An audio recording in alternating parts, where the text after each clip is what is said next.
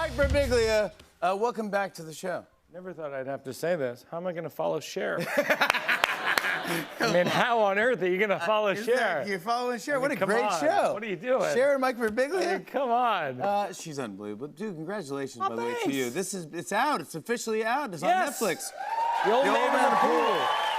I watched you build this, by the way. Yeah. I just want to say how impressed I am, how talented you are. What a Thank great you. Oh my writer gosh. you are. Thanks. I mean, seriously, this was how many years was it? 4 years in the making. Yeah, and you go, Jimmy, I'm working on this thing. Hopefully, I'm going to turn it into a one-man show, and then hopefully, and then I'll go on Broadway. And I go, what do you mean? Right. Go, yeah, that's just the plan. I'm doing this, and hopefully I'll go on Broadway. I go, good luck. It's like saying, I'm going to go build a house. And yeah. I watched you build a house. Build a house. You built, and you're like. And I went to go the theater in East Hampton. I went to a bunch of different gigs. Yeah. And watched you change the act, take jokes out, add jokes in. And we worked it out on the podcast. On your podcast. Worked out jokes. And then now I'm trying to convince you to do stand-up again. I've been trying to get Jimmy to do stand-up again. We went out. So, okay. The closest I got you recently to the Comedy Cellar, which is my home club in New York, is you and I went to Carbone Restaurant, which is near the Comedy Cellar. That's right. And it's funny because we've been friends for a long time, but I didn't realize, how people, they come at you a lot. Like, it's wild. You're like a friendly Irish Sinatra. You know what I mean? People are just like, no, I swear, we're at a restaurant. And literally, it's people are like, Jimmy Fallon over here. You know what I mean? Like, literally. Like people would just be like, Mr. Fallon, come right this way. Yeah. They're like, we got a table for you. And they're like kicking the people out of the table. They're like, get out of here, No, that's what it was. And they were just like, Mr. Fallon, we picked these grapes from 1922 from an Italian village. We got them just for you. We saved them for you. And I'm just like, I'm Italian. You know what I mean? Like, I should get this treatment. I'm Mike Birbiglia. I'm an Italian celebrity no one has heard of. But yet, man, they go crazy for you. That was unbelievable. We did get some grapes. We got the... They went crazy. They brought... It was like everything off menu. There was no menu. It was just like, Mr. Fallon, we got you with some risotto. And then literally it was just like, we got Chinese food from Canal Street. We're like, we don't want Chinese food. Like, why? What are we doing here? What is happening? At one point, the guy just, and then I'm not making this up, he goes, we got oranges and walnuts, And I'm like, oranges and walnuts? We had fresh clementines and walnuts. And then I was like, I don't even know what this meal is anymore. And then the people next to us, there's a couple, and they were just like, well, we eat here all the time. We never seen the clementines and walnuts. That's right. And then Jimmy, and Questlove can speak this, you just start giving them the food. You're like, here, you turned the restaurant into the Tonight Show. You're like hosting the restaurant. Giving the food to everyone, yeah. It's like the kitchen to you, you to the people. But then we went to the Comedy Cellar. Yeah, so what happened was, I was like, let's go to the Comedy Cellar. You're like, I don't know. I'm like, just look at it. Just come watch. It's fun. It's my favorite place to be. And you're like, sure. So we go, and then Chris Rock shows up, and it's like dream, person to show up. Like one of my favorite comics of all time, friend of yours. Comedy legend, yeah, comedy god. I love Chris. And so you're like, this is the greatest. And then we're in the back. This is a small room. It's like 150 people, and you look at me and you go, should I go up? And in my mind, I'm just like, no. You know what I mean? No, not because you're not great or you shouldn't, but I'm just like, Chris Rock is on stage. Like, this seems like maybe, but then I'm like, absolutely, Mr. Fallon. You know what I mean? Like, I became the Carbone people, Mr.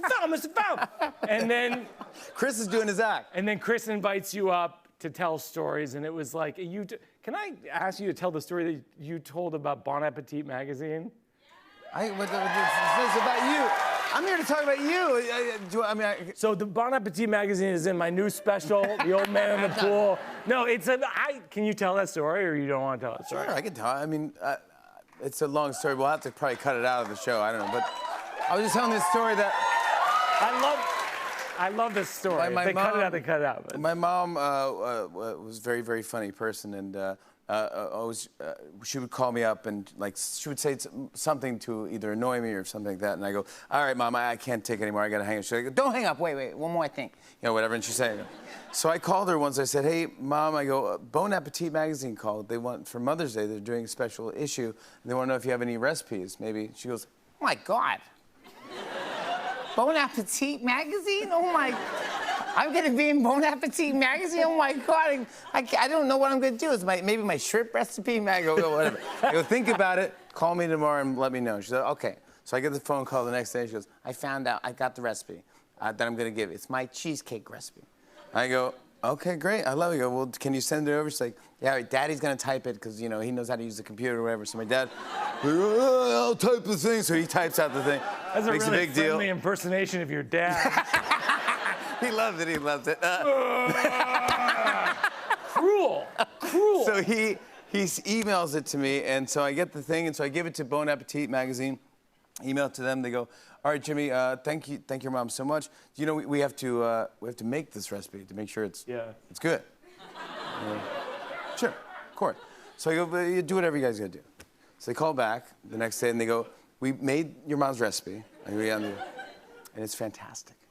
It's really good. I go, okay, cool, I love it. She goes, can you ask her, is there a story behind it? You know, did she get it from grandma or something? Is there something behind this thing? I go, absolutely. So I call my mom.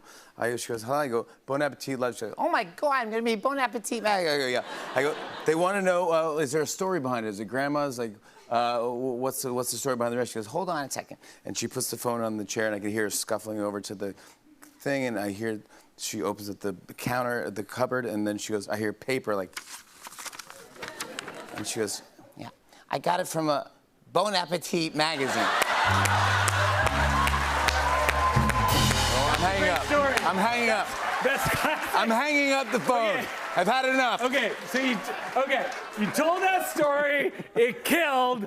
The next day, it's in page 6 that you showed up and did stand up. And can we bring up the thing? Because this is like Entertainment Tonight. Oh, yeah. Said Jimmy Fallon surprised Chris Rock and Mike Birbiglia with a stand-up set at the Comedy Cellar in New York City. I want to point out who isn't bolded or underlined. So, Jimmy, how do you get bolded and underlined? Because I'm just hoping that after my new special, The Old Man in the Pool, I get bolded and underlined. That's all you need. I'm sick of that. You know, He wants to get bolded and underlined. that article was written by the staff of Carbone. Mr. Birbiglia. Mr. Birbiglia. I don't think we're gonna have time for the other story because We're not. Okay. But do you want to tell it anyway? I'll tell it anyway. You know, you'll have it. Maybe you put it on YouTube or something. I'll put it on YouTube. Okay. Well, I'll tell you why, because I want to talk about this, because I know you love all the Ruths. We know that. Yeah. But you went to an Uno party, a celebrity Uno party, and who throws it but Questlove? Questlove, yeah. And I know he did the pre-show music for your show, and so you go to the Uno party. Yeah. Why are so many celebs playing Uno? There are some of the biggest celebrities on the planet, and also Mike Birbiglia. That is a real publication. That's an actual publication. That's an actual. They love. Yeah, there it is. There it is. There's the tuba.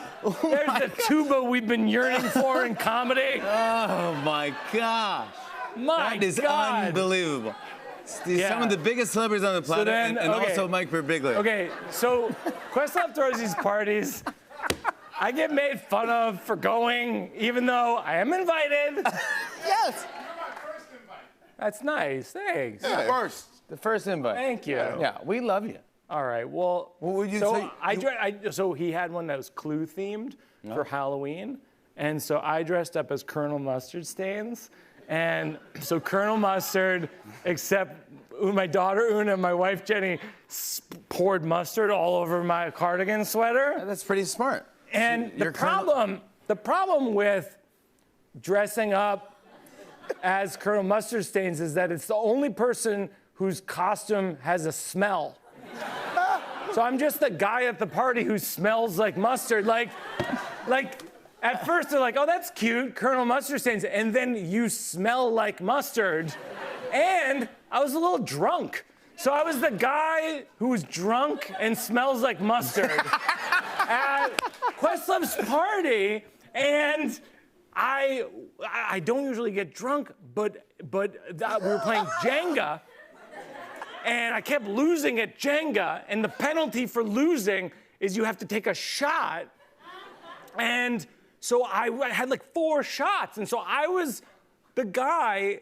My wife is like, Jenny was like, I've never seen you this drunk. Like, I was just the person who was just like, does anyone want to play Jenga? You know what I mean? Like, I was that guy who also smelled like mustard. And so you know how when you're drinking, you end up saying things you're embarrassed about and having really strong opinions.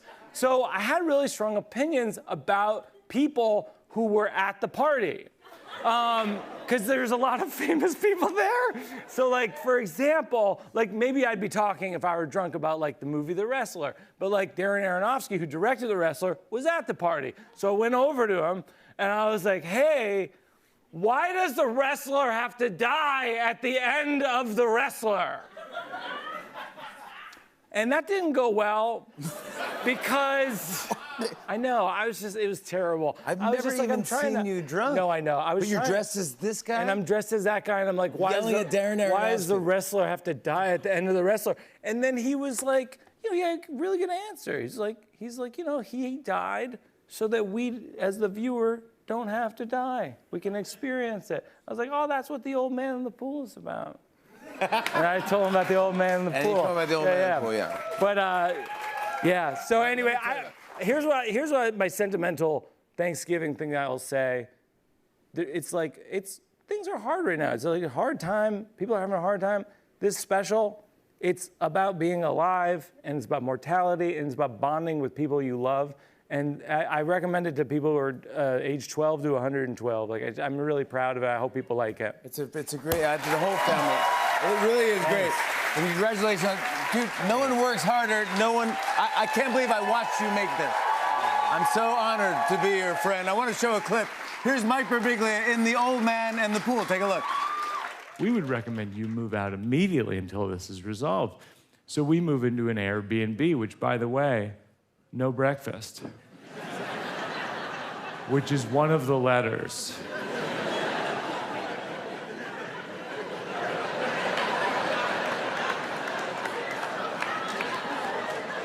This is a wildly misleading acronym. It's like if you showed up to an AA meeting and they're like, we're live streaming, and you're like, I had heard it was sort of a private thing, and they're like, pop open a wine cooler. We're gonna dish some goss.